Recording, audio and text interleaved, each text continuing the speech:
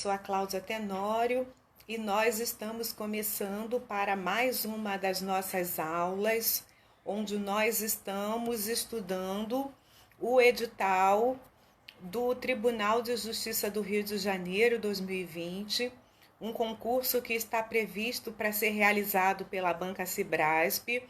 Nós já tivemos a abertura do concurso das inscrições desse ano, mas em razão da pandemia houve a suspensão do concurso e o comunicado da banca é que nós vamos ter a reabertura das inscrições tão logo a condição sanitária do país indique, tão logo o Rio de Janeiro, que tem sido muito afetado pela pandemia do Covid-19 também, ofereça condições de segurança, de saúde, para que os candidatos, os trabalhadores da banca, todos os implicados possam ter uma realização de concurso satisfatória. E enquanto nós aguardamos essa reabertura das inscrições, nós estamos juntos, né? Nós estamos estudando para que nós atinjamos aquilo que é o nosso objetivo, que é fazer a leitura de todo o edital, né? É um desafio para os candidatos. A gente sabe que na preparação para o concurso público, a gente tem muitas dificuldades de fazer o estudo de todo o edital. Existem candidatos que vão para a prova, né, para o dia da prova, às vezes não conseguem nem 10% de estudo do edital. Né? Quero dar boa tarde para todo mundo que está aqui entrando no Facebook, no Instagram. E o objetivo é junto com você, né? Eu sei que tem pessoas aqui que têm estado desde que nós iniciamos aqui em março, abril, fazendo esses estudos, tem estado aqui junto comigo e hoje nós vamos abordar o item 5.2 do edital, que trata ali nesse item, dentre outros assuntos, do assunto entrevista, tá bom? E eu dividi essa aula como eu sempre tenho feito aqui em todas elas. Primeiro a gente vai fazer uma parte teórica, né? O concurso do edital TJ-RJ não estabeleceu a leitura bibliográfica, estabeleceu o conteúdo, os assuntos e, obviamente, nós vamos buscar o entendimento dentro da literatura corrente, dentro do serviço social. A literatura mais atualizada, a que oferece, né, dentro do acervo literário do assistente social, né, da cultura profissional, aquilo que vai trazer para a gente o entendimento dos conteúdos aqui trabalhados. E hoje a gente vai falar de entrevista. A gente sabe que a entrevista é um dos instrumentais de atuação do assistente social. Dentro dessa instrumentalidade, a gente sabe que a entrevista, ela é por si só, né? Ela não significa aquilo que vai atingir um objetivo, mas como toda a instrumentalidade, ela ganha significado a partir do momento que na sua elaboração, na sua construção, a referencialidade teórica metodológica aparece, tá? Dentro daquilo que também é o objetivo, né? O objetivo com o qual nós estamos ali realizando esse instrumental. Então é muito importante a gente considerar que a entrevista é uma forma de intervenção na realidade social, sabe? Que, por excelência, é aquele que nos faz, né, compreender o ponto de vista do entrevistado. Nos permite uma conexão direta com o entrevistado, buscando conhecer aquilo que é, né, o significado, o simbolismo da realidade no qual ele está inserido. E a entrevista é um dos instrumentais mais antigos dentro do serviço social, né? A gente sabe que desde Mary Richman a entrevista é utilizada como, por exemplo, para compor, né, o diagnóstico social. Nós já tivemos grandes referências de livros dentro do serviço social, né, como da Garrett, como da a Balbina. E nós estamos trabalhando aqui dentro dessa aula com alguns referenciais que eu gostaria de trabalhar com vocês no sentido de perceber que estão muito presentes dentro dos concursos, né, muito cobrados dentro dos concursos para o assistente social, que é o livro da Selma Magalhães, tá bom? Esse livro, eu vou pegar aqui o nome para vocês, tá na apostila, obviamente, tá lá no YouTube, né? Na legenda, na descrição, eu coloco o link para acesso à apostila, mas no grupo do Facebook do concurso TJ-RJ 2020, assistente social, que eu tenho alimentado com conteúdos, também você vai encontrar. E nós vamos trabalhar nessa aula com 3 referências principalmente da entrevista. Nós vamos trabalhar com a Selma Marques Magalhães, que é o livro Avaliação e Linguagem, Relatórios, Laudos e Pareceres. Nós vamos trabalhar com o texto A Entrevista nos Processos de Trabalho do Assistente Social, que foi publicado na revista Textos e Contextos, da autora Alzira Legói e da Silveira. E eu também trouxe uma referência de entrevista do Antônio Carlos Gil, que a gente vai também ter ali bons indícios daquilo que significa a entrevista enquanto instrumental, mas o Antônio Gil, ele aborda a entrevista mais do aspecto da pesquisa social, enquanto coleta de dados da investigação social. Você vai perceber que eu selecionei aqui as características de entrevista, os principais tipos de entrevista que esses autores eles colocam. Porque isso pode ser uma questão de prova, né? O tipo de entrevista. Eu já vi, né, em prova, né, abordando a tipologia da entrevista, né? A técnica de entrevista empregada, se era informal, focalizada. E é interessante a gente perceber que elas se assemelham, mas cada autor pode usar uma nomenclatura diferente para essas técnicas de entrevista. Então, a entrevista é o instrumental que pode se apresentar em diferentes técnicas, tá bom? Eu tô lendo aqui o comentário da colega. Que bom, Bárbara, que você achou. Tava, né? São muitas redes sociais, mas a live sempre acontece aqui pelo meu perfil, professora Cláudia Tenório, no Facebook, e também pelo perfil professora Cláudia Tenório lá no Instagram. E depois também vocês vão achar esse vídeo lá no YouTube, no meu canal, e também no grupo que eu criei do Facebook exclusivo para o material desse concurso. Então, a Selma Magalhães, que tem sido um livro muito recorrente dentro dos concursos do serviço social, ela vai trabalhar com pelo menos 4 tipos de entrevista, que é a livre, né, onde o entrevistado traz à tona o tema a ser discutido. A ideia que a autora trabalha aqui, né, quando tem uma entrevista livre, é que, né, dentro daquela condição onde o assistente social deixa o entrevistado, né, em liberdade, para que ele mesmo possa trazer ali aquilo que são o direcionamento que a entrevista vai ter. Essa entrevista, esse tipo de entrevista é muito comum quando a gente ainda está naquela fase de aproximação, tá? Que nós estamos ainda colhendo informações a respeito de uma determinada situação. Ela é interessante para estabelecer confiança com o usuário, porque na verdade, assim, ele senta diante de você, você pode até colocar o ponto que traz ali, né, que você o chamou. Você pode dizer que está buscando ali entender uma determinada situação, e a partir disso você dá liberdade para ele falar, onde ele vai ter total liberdade para encaminhar e falar aquilo que ele acha interessante dentro desse tema a ser abordado. A entrevista dirigida, na compreensão da Selma Magalhães, é quando o entrevistador conduz toda a entrevista para um objetivo específico, tá? Ela é muito bem orientada, esse tipo de entrevista.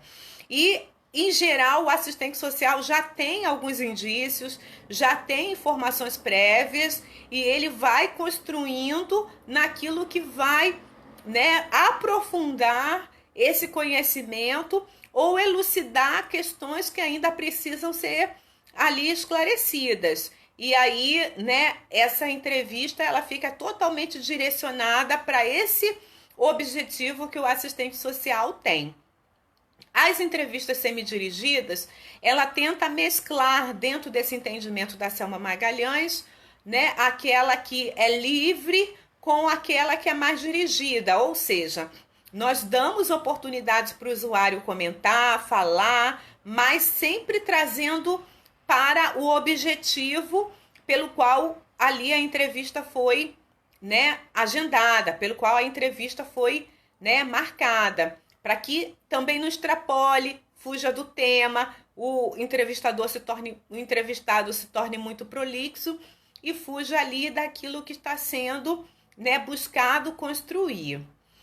Existe um tipo de entrevista que a Selma Magalhães considera que é a entrevista devolutiva. A entrevista devolutiva tem muito a ver com aquilo que se estabelece no ambiente profissional.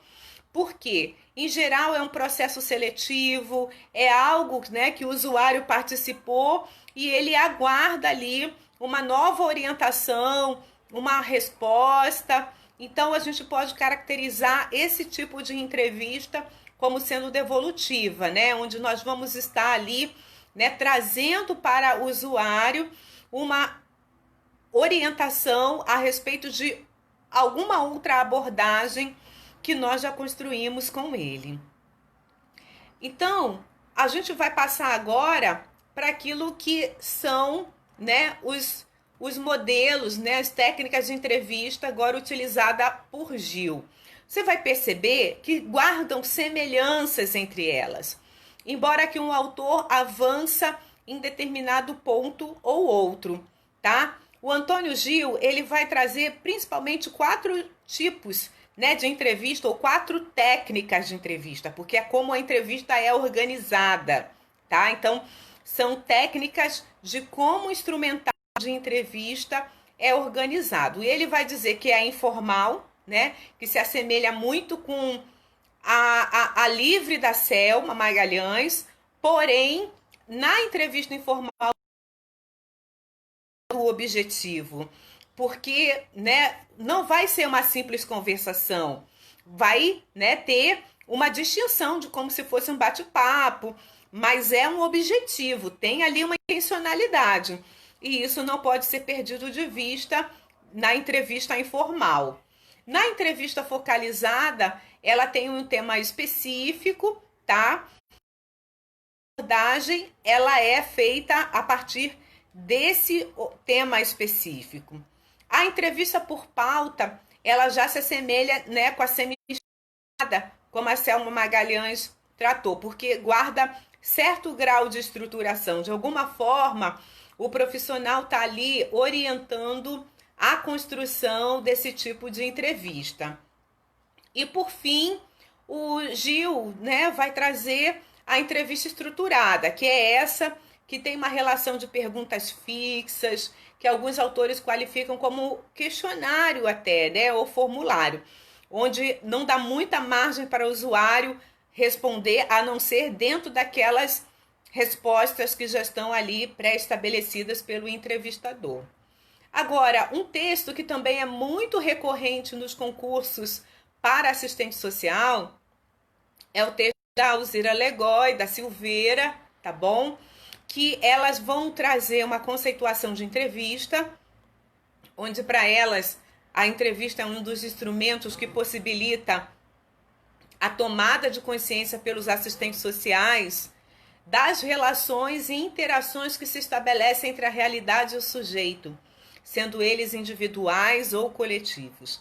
Então, a entrevista, ela vai ser aí uma estratégia de aproximação desse universo, né, que é tão próprio do usuário e que por meio da entrevista o assistente social ele passa a se conectar ele passa a conhecer no sentido, né, de estabelecer interação, entendimento, compreensão desse universo.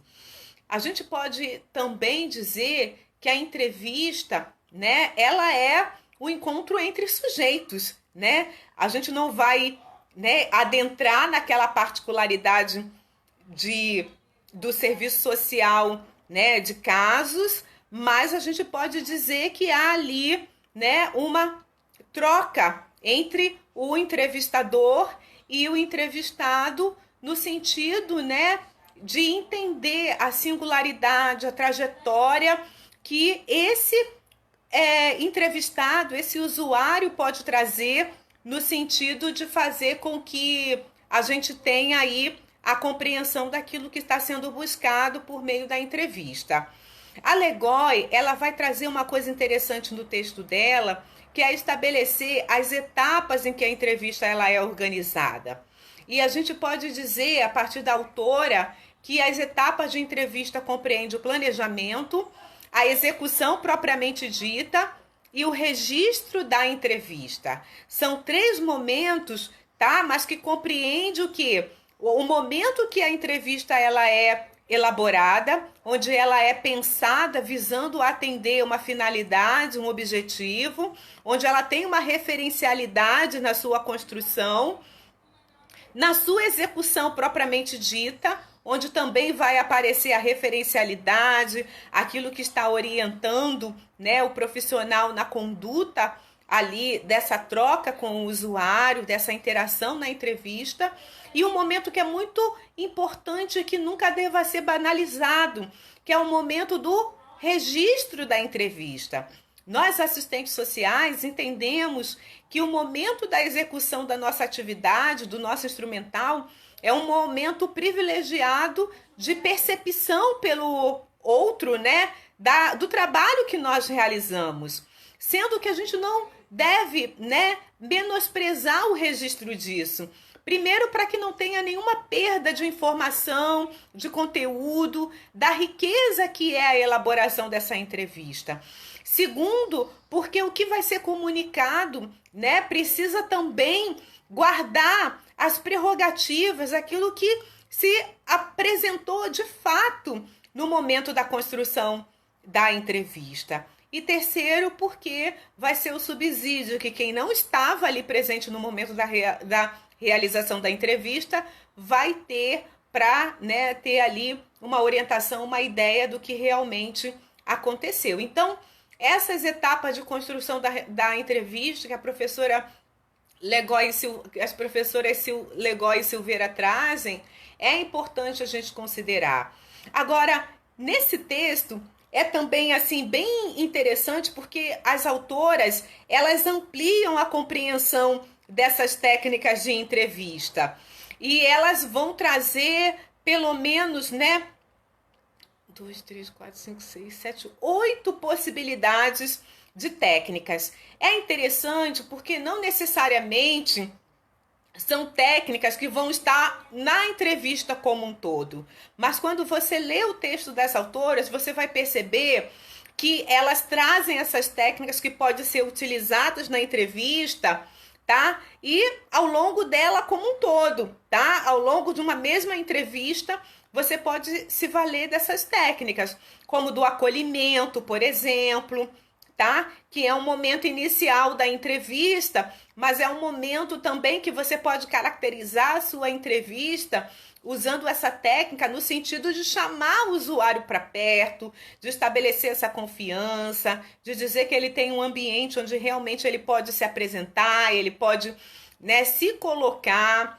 Tem a técnica do questionamento dentro da entrevista, da clarificação, da reflexão, exploração e aprofundamento, nível, eu vou te convidar a você fazer leitura desse texto, porque realmente é muito para que você compreenda em detalhes aquilo que cada uma dessas técnicas de entrevista podem trazer. Aula, que é o momento que a gente vê como que o tema é cobrado pela banca? Como que a gente percebe que o tema ele é introduzido como questão pela banca e de que forma, né, aparece coincidência nas questões dessa banca que está preparando a prova para o concurso do Tribunal de Justiça do Rio de Janeiro, tá bom? E aí a gente vai ver agora questões. Eu trouxe hoje aqui questões que caíram na prova do concurso da Defensoria Pública da União em 2015 e na prova do Tribunal de Justiça do Paraná de 2019, tá bom? Então, a gente tem aqui a possibilidade de ver dentro dessas duas provas como que o tema entrevista apareceu. Você vai perceber que existem questões que não estão relacionadas diretamente à entrevista, mas estão em temas que ela é apresentada, né, e condiz com orientações que também precisam ser vistas no que tange a instrumentalidade do assistente social.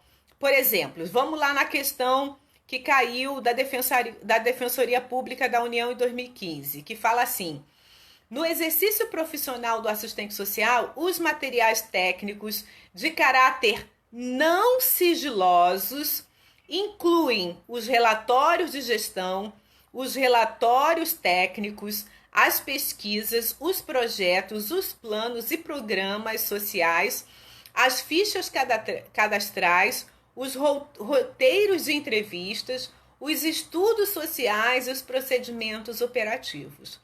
Em tese, essa questão estaria toda correta, com exceção, tá? Com exceção para um dos procedimentos que a própria lei, né, de regulamentação do assistente social coloca como privativo dos assistentes sociais, que são os estudos sociais. A gente entende que tudo que é citado aqui como não sigiloso, realmente é não sigiloso. Os relatórios de gestão, tá? Que é aquele momento, né, que se compartilha ali um balancete da gestão. Os relatórios técnicos, tá? Os relatórios sociais. Os relatórios sociais, eles não são sigilosos se eles não possuem dados sigilosos, ok? As pesquisas, os projetos, os planos, tudo isso é não sigiloso. Mas quando a gente entra nos estudos sociais, aí a gente precisa ter uma atenção, porque principalmente a resolução do Cefes, né, que trata do procedimento para a lacração do material técnico e material técnico sigiloso do serviço social, a resolução 556 do ano de 2009, né? Uma resolução que foi aprovada pelo Conselho Pleno do Cefes no dia 15 de setembro de 2009 e vai ter, né, uma característica bem interessante, essa questão dos relatórios, né? Porque, olha só, a gente vai ter... quando a gente fala aqui, né, no artigo 2º dessa resolução 556, entende-se por material técnico sigiloso toda documentação produzida que, pela natureza de seu conteúdo, deva ser de conhecimento restrito e, portanto, requeiram medidas especiais de salvaguarda para sua custódia e divulgação. Parágrafo único. O material técnico sigiloso caracteriza-se por conter informações sigilosas, cuja divulgação comprometa a imagem, a dignidade, a segurança, a proteção de interesses econômicos, sociais, de saúde, de trabalho, de intimidade e outros das pessoas envolvidas cujas informações respectivas estejam contidas em relatórios de atendimentos, entrevistas, estudos sociais e pareceres que possam também colocar os usuários em situação de risco ou provocar outros danos.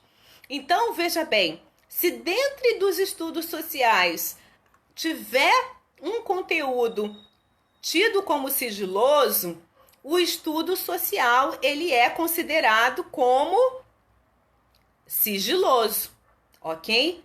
Agora, quando a gente vai aqui para o artigo 4º da mesma resolução 556, entende-se por material técnico o conjunto de instrumentos produzidos para o exercício profissional nos espaços socioocupacionais de caráter não sigiloso, que viabiliza a continuidade do serviço social e a defesa dos interesses dos usuários, como relatórios de gestão, relatórios técnicos, pesquisas, projetos, planos, programas sociais, fichas cadastrais, roteiros de entrevistas, estudos sociais e outros materiais e outros procedimentos outros procedimentos operativos. Aí você fica confuso, porque na verdade, né, você pensaria assim, poxa, estudos sociais, eles são sempre sigilosos, porque ali tem informações sensíveis. O que torna essa questão errada é exatamente porque quando na resolução Cefes 556 diz que nos espaços que viabiliza a continuidade do serviço social, a defesa dos interesses dos usuários de caráter não sigiloso, tá? Aí que apresenta a questão do estudo social. Mas na questão, tal como ela está aqui organizada, tá? Ela não permite que a gente entenda que não se trate de um material não sigiloso. Então, tem aqui uma questão que é para você ficar muito atento na redação, para que você não incorra, né, dentro daquilo que pode se caracterizar, né, um equívoco. A gente tem aqui todos os itens que estão no artigo 4º, porém a parte inicial do artigo 4º não está. E se confunde com aquilo, né, que é a orientação presente, né, no artigo inicial que nós vimos aqui, que trata do material sigiloso, que é o artigo 2º. Então, tá aí uma questão para você ficar bem atento e guardar as devidas proporções para que você acerte essa questão, ok? E não erre nunca, porque esses dois artigos da resolução 556 demandam de compreensão, demandam aí, né, de atenção. Vamos então para a próxima questão. Hoje, né, não estou ouvindo muitas participações, tem um público no Facebook, tem um público no Instagram, mas vamos nós. O material técnico sigiloso corresponde a todos os documentos produzidos que, pela natureza dos seus conteúdos, devem ser de conhecimento restrito e que, portanto, requeiram medidas especiais de salvaguarda para sua custódia e divulgação. Bom, esse entendimento está todo ele, tá? Voltado, tá bom? Para aquilo que a gente acabou de ver aqui na resolução 556 e que está definido no artigo 2º dessa resolução, né? Então, a gente entende por material técnico sigiloso toda a documentação produzida que, pela natureza de seu conteúdo, deva ser de conhecimento restrito e, portanto, requeiram medidas especiais de salvaguarda para sua custódia e divulgação. Talvez você esteja se perguntando, mas Cláudia, por que você trouxe essas questões quando a gente estaria falando de entrevista? Porque são questões que estão relacionadas ao tema da entrevista quando se trata de concurso público, tá? Eles querem perceber se nós estamos antenados com aquilo que diz a resolução no que tange, né, essas informações que são extraídas de material técnico sigiloso, de material produzido pelo assistente social. Vamos ver aqui outra questão. Todo material técnico produzido pelo assistente social a respeito de usuário dos serviços está protegido pelo sigilo imposto na Constituição Federal. Muitas poucas pessoas entendem como que essa questão é tratada na Constituição Federal, porque, em geral, a gente sabe que a própria legislação profissional, ela que se ocupa de trazer a compreensão daquilo que é o tratamento do material técnico sigiloso. Mas se você for lá na Constituição Federal Brasileira de 1988, você vai perceber que no artigo 5º, né, quando trata ali do 14º inciso, é assegurado a todos o acesso à informação e resguardado o sigilo da fonte quando necessário ao exercício profissional. Então, a Constituição também vai se ocupar de trabalhar, tá, dentro daquilo que é a questão do sigilo. Vamos ver outra questão aqui. Em caso de demissão ou exoneração, o assistente social deverá repassar todo o material técnico, sigiloso ou não, à sua chefia imediata, independente de sua formação, com o objetivo de assegurar a inviolabilidade das informações. Olha só, a gente volta para aquela questão, né, que recai sobre o material técnico sigiloso.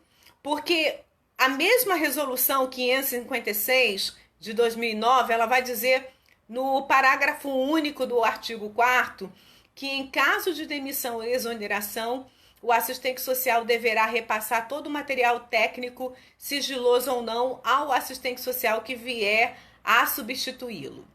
Então, ponto. É sempre para o assistente social que vai substituí-lo. Porém, tá? No artigo 5º diz o quê? Na impossibilidade de fazê-lo, o material deverá ser lacrado na presença de um representante ou fiscal do CRES para somente vir a ser utilizado pelo assistente social substituto quando será rompido o lacre, também na presença de um representante do CRES. Então, a gente pode entender que essa questão aqui, né, ela está errada diante desses artigos que nós acabamos aqui de ver. Vamos para a próxima questão. Caso seja intimado a prestar depoimento perante a autoridade competente na qualidade de testemunha, o assistente social deverá revelar somente as informações que dizem respeito à rede de convivência do usuário, identificada durante os atendimentos. Bom, a gente já percebeu que é uma questão errada, porque é uma questão que está totalmente destoada daquilo que fala o artigo 19 do Código de Ética dos Assistentes Sociais. Quando o assistente social tem o dever de comparecer, sim, à justiça, tá? Vai se apresentar na qualidade de perito ou testemunha, mas ele pode, né, declarar que está obrigado a guardar sigilo profissional. E, obviamente, né, os artigos 19 e 20 do Código de Ética do assistente social não tem nada a ver com essa questão da rede de convivência do usuário. Então, isso tornou a questão errada. E aqui a gente vai para a última aqui que a gente extraiu do concurso que aconteceu da Defensoria Pública da União em 2015, que dispor de condições de trabalho condignas é direito do assistente social, cabendo ao Conselho Federal de Serviço Social o dever de fiscalização quando instalado pelo profissional. Gente, olha só, para muitas pessoas, elas não entenderiam por que essa questão está errada. A gente sabe que dentro da Lei 8.662 de 1993, e a gente tem uma condição que é aquilo que é competência. O que é a competência do CRES e o que é a competência do Cefes. Essa condição de fiscalização é atribuição da Comissão de Orientação e Fiscalização dos Conselhos Regionais, tá? E não do Cefes, porque o Cefes ele tem um papel de normatizador. Então, essa questão está errada simplesmente porque atribui ao Cefes a condição, tá, de fiscalização. Vamos agora aqui para uma questão que caiu do Tribunal de Justiça do Pará, ano de 2019. Julgue os itens a seguir quanto à dimensão técnico-operativa do serviço social. Primeiro, a dimensão técnico-operativa se confunde com a questão dos instrumentos e técnicas e diretamente das outras dimensões. Técnico, tá bom? a gente sabe que essa dimensão técnico-operativa, ela tem, né, uma característica que se refere à questão dos instrumentos e técnicas, tá? A gente sabe que a dimensão técnico-operativa, ela se confunde com os instrumentos e técnicas do serviço social. Mas tem aqui que, diferentemente das outras dimensões, né? A dimensão ético-política, teórica, metodológica, não. Na verdade, essa condição de mobilizar as condições subjetivas do trabalho e as condições objetivas dos agentes profissionais estão também presentes nas dimensões do serviço social, na ético-política, na técnico-operativa, na teórico-metodológica, ok? O segundo item diz assim: o uso competente e crítico dos instrumentos, observação, abordagem individual e coletiva, entrevista, grupos e reuniões, visita domiciliar, entre outros, permite que as respostas sejam dadas, mas eles não se confundem nem podem ser confundidos com as respostas profissionais. A gente sabe que a resposta profissional, ela está muito relacionada à demanda da sociedade para aquilo que é a ação profissional, né? O serviço social, dentro da sua natureza e funcionalidade, dentro dessa sociedade capitalista, ela tem, né, é uma profissão que tem ali a sua resposta a ser dada a essa sociedade. E, obviamente, né, que o uso competente do seu instrumento, né, é uma parte, é uma dimensão que torna essa resposta possível. Mas a gente sabe que envolvem, né, muitas outras dimensões e que não podem ser subjugadas, ok? Como, por exemplo, o projeto ético-político, né? É algo que compõe aí, né, as possibilidades de respostas profissionais, a abordagem teórica. Então, a gente precisa olhar de uma forma mais ampla. E terceiro, os procedimentos são os conjuntos de atividades que os profissionais realizam e se confundem com as ações desenvolvidas por esses profissionais necessariamente com as suas intervenções. Gente, os procedimentos, né? A gente acabou de falar aqui da entrevista, né, enquanto um procedimento, e esse procedimento tem a ver com as suas técnicas, mas, né, a intervenção, ela tem um objetivo maior. A gente sabe que, por exemplo, uma entrevista, ela pode estar, né, compondo o estudo social. Então, necessariamente torna aqui essa alternativa errada. Então, a gente tem aqui, né, apenas o item 2 como correto dentro aqui do nosso entendimento, tá bom?